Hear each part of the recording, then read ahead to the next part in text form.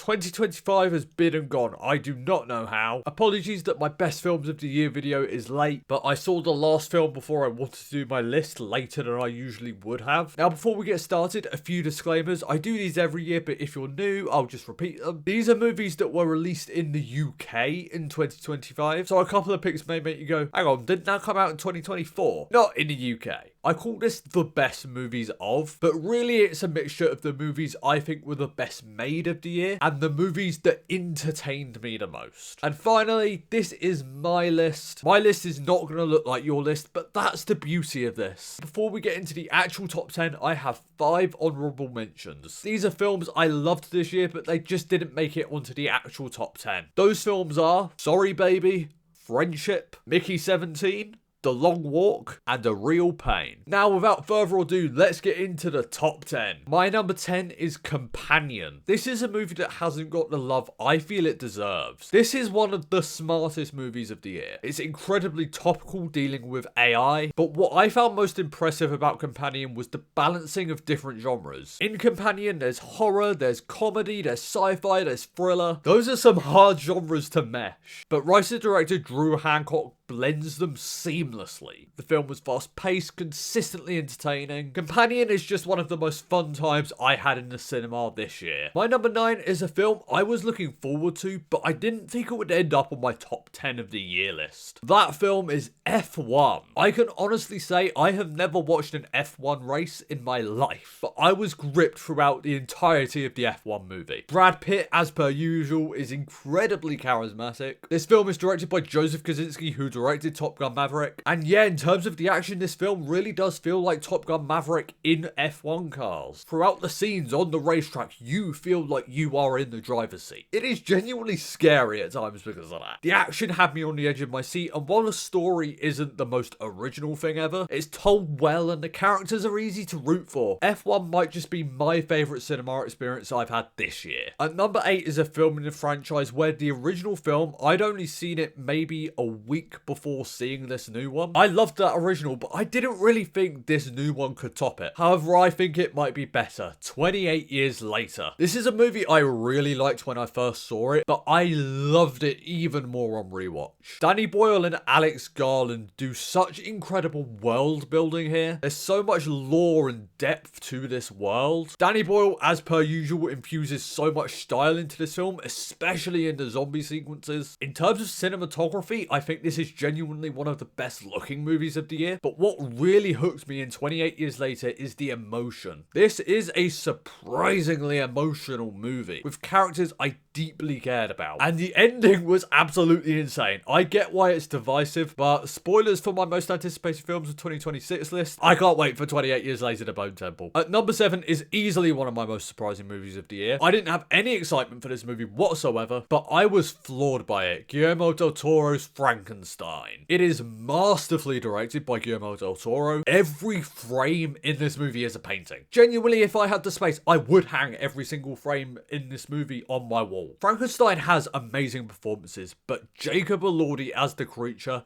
is incredible. He absolutely deserves an Oscar nomination. The way he makes you feel so deeply for this character while barely speaking is so admirable. This is a film that takes its time telling its story, but to be honest, that's why I cared so much, because the film got me so invested. At number 6, this was my most anticipated film of the year, and it did not let me down. Superman. David Corenswet is Clark Kent / Superman. He is so easy to root for and care about. Then the combination of his performance combined with James Gunn's understanding of the character through this screenplay. This is a character who loves everyone and who you truly feel wants to help. And I loved watching Clark's journey throughout this movie. But saying that, the action is insanely fun and it's so comic booky. I mean that as a compliment. It embraces its roots and it's not afraid of its roots. I cannot wait to see where this new iteration of DC goes next. At number 5 is Flow. Now, in terms of a narrative structure, this movie is quite loose. In fact, I wouldn't even really say it has much of a narrative structure. You are really just following this cat going on this journey. But if I'm being honest, I don't know if I've cared about a character as much in a film this year as the cat in Flow. This cat is scared, and you feel that throughout. Just watching this cat interact with the world around her, interact with the wildlife, it was genuinely mesmerizing. And all of that is what I love about Flow, because it just feels so original. This is not a movie a big studio would make, but I'm so glad it got made because it really affected me. Now, at number 4, I was talking earlier about some of my favorite cinema experiences of the year, but in terms of a cinema experience that really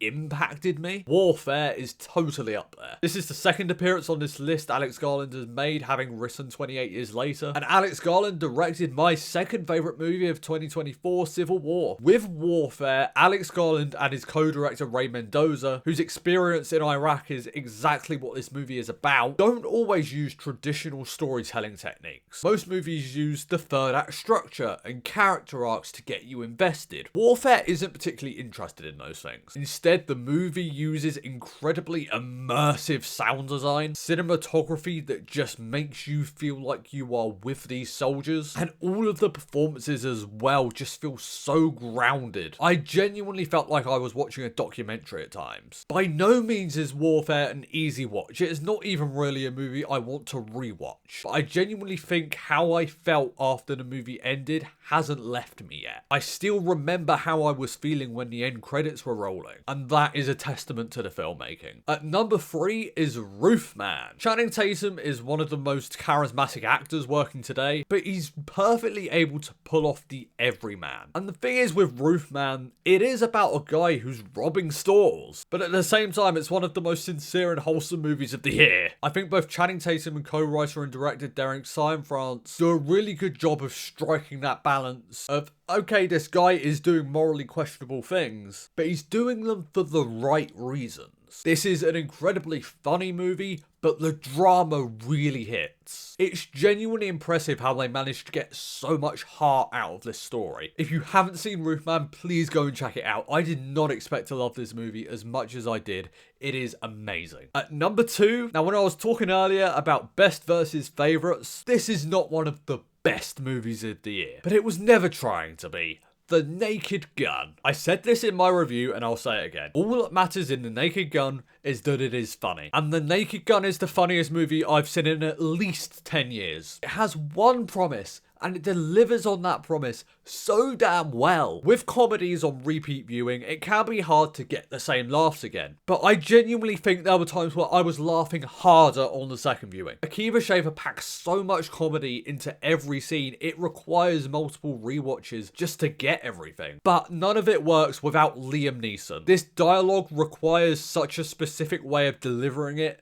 and he nails every single line of dialogue. And here we are at number 1. My favourite film of 2025 is Smurfs. Of course I'm kidding. My favourite film of 2025 is Ryan Coogler's Sinners. It has been my favourite film of the year since I saw it in April, and it has not changed. With Sinners, this movie is trying to do a lot of different things. It's trying to be about a lot of different things. And in the hands of a less confident and less experienced director, this movie could have fallen flat on its face. But Ryan Coogler has so much confidence in this story. There is a big chunk of this movie that doesn't really focus on the vampire stuff, but that portion of the movie does such a good job at laying the groundwork. So when the vampire element does come in, it's just the cherry on top. And it blends together in this story of music and family so perfectly. Speaking of music, this film has the best scene of the year with the music through time sequence. I genuinely thought I was gonna levitate in my seat. Sinners is a unique movie. I can't remember the last time we saw a movie like it, and for all of those reasons, Sinners is my favourite film of 2025. Guys, what were your favourite films of the year? Let me know below. Thank you so much for watching. You guys were awesome. Blu-ray Billy, logging off.